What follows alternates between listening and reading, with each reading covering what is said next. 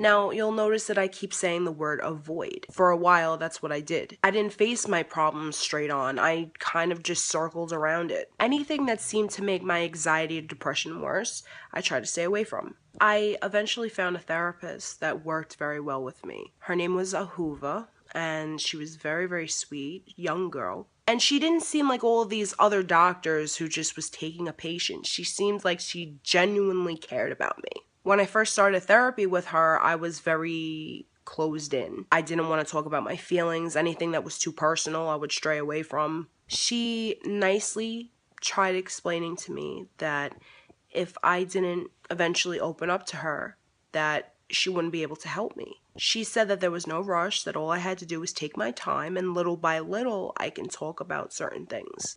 And that's what I did. Soon, I started coming out with everything that bothered me. I specifically talked about the loss of my grandfather, how losing him not only affected me greatly, but it affected my whole entire household. My grandmother, who was always happy and cheery, was in her bed depressed all the time. My mom is trying her best to be there for us, but at the same time, she's struggling with it because she just lost her dad. My father, when it comes to emotions, you can't talk to him. He likes to talk about other topics, nothing serious. He likes to avoid things that have to do with very important subjects or personal issues or emotions. He's not the type of person that can be that father figure like my grandfather was. My dad grew up without his father, so it does make sense that he doesn't know what to do when it comes to a child that's in distress. He wasn't taught what a father should do. In fact, when I finally started opening up to my therapist, I explained that I had a lot of anger towards my dad. It made me angry that I felt like I couldn't go to him for certain things. My grandfather, he was very loving, very emotional. He was the hug and kiss, affectionate type. The type of man that you can go and you can talk to him about absolutely anything. Whereas my dad, he used to be that way when we were younger, but as we got older, he just didn't know how to handle us. As sad as it sounds,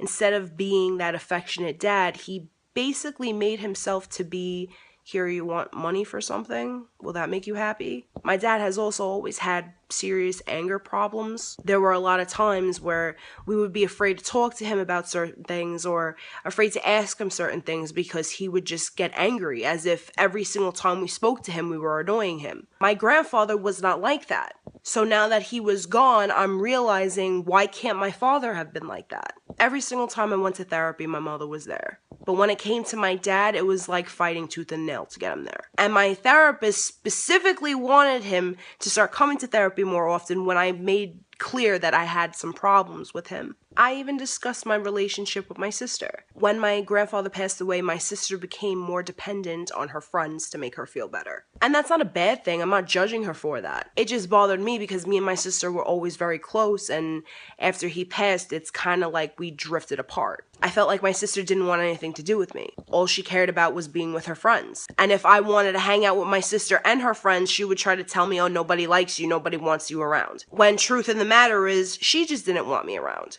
I don't know why it is. Maybe it was puberty. I don't know. She just didn't like me. And I talked to her a lot about, how things were for me in school. I talked to her about how I treated my friends and how much I regret it.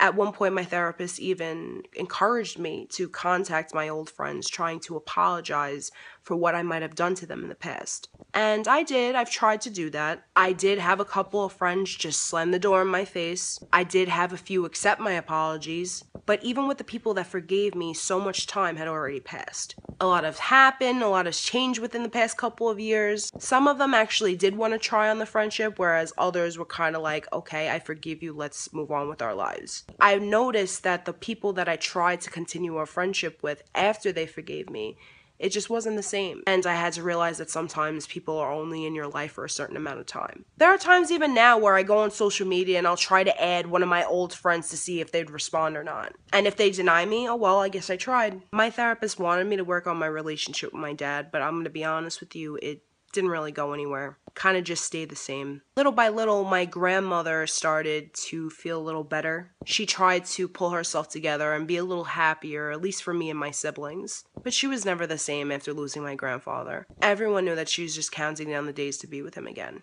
And as far as my anxiety and depression goes, I did mention that my psychiatrist had prescribed me medication. I believe it was called Wellbutrin or some shit like that. Keep in mind that because of my depression and my anxiety, I wasn't allowed to hold on to my medication. My mother would hold on to my medication, and whenever it was time for me to take it, she would give it to me. The medication did nothing for me. I was receiving all the bad symptoms, getting headaches, dizziness, all that shit. And it wasn't making me feel better. It was just making me feel worse. I tried to tell my psychiatrist, all she did was up the dosage. Upping the dosage didn't do dick except just make me feel worse. When I told her that it wasn't working, I expected her to give me something else, but she didn't. She tried to tell me that she wanted to up the dosage again, which is not what I wanted to do. And this psychiatrist, she was kind of a bitch. Whenever I came in and I spoke to her, it seemed like she didn't really give a fuck what I had to say. There are times when she would write notes on her desk and not even look at me. Then when I was done speaking or she had enough of me speaking, she would pull a scale out from under her desk. This bitch would weigh me every fucking time I went into her office. This bitch was more concerned about my weight than my mental health. Yes, I get it. I gained a shit ton of weight, but like, this is what we're trying to fix. We're not trying to fix this right now. She made me sick to my stomach, so you know what? I stopped going to her and I stopped taking her medication. I was still going to therapy every week with a Hoover, and I wanted to try to see if I can get past all of this without medication. It felt nice to have a Hoover because it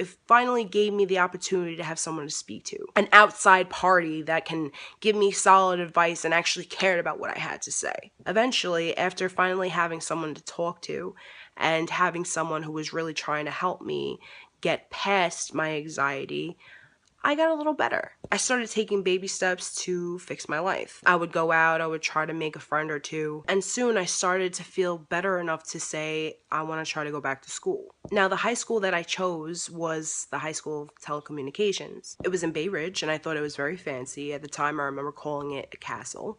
And even though I was nervous, I was really excited to start. The first day I was supposed to start at the school, I was fine. I felt good, I was excited, I wasn't having any panic attacks. But when I got there, I found out some information that I wasn't made aware of. Because of my condition, they wanted to stick me in a special needs classroom. And as soon as I was told that, I had a panic attack. I don't want anyone to think that I feel like I'm better than anyone. And I don't want people assuming that I'm talking bad about people who are special needs. But I felt like I didn't belong there. I felt like I was a normal student. I felt like I got good grades. I was good in school. I didn't feel like that's where I should have been. I remember just taking off, going into the bathroom, and I was hysterical crying. I couldn't breathe. My mom told the woman to hold on and then followed me into the bathroom. And she tried to calm me down from the other side of the stall. And I told her, Mom, I can't do it.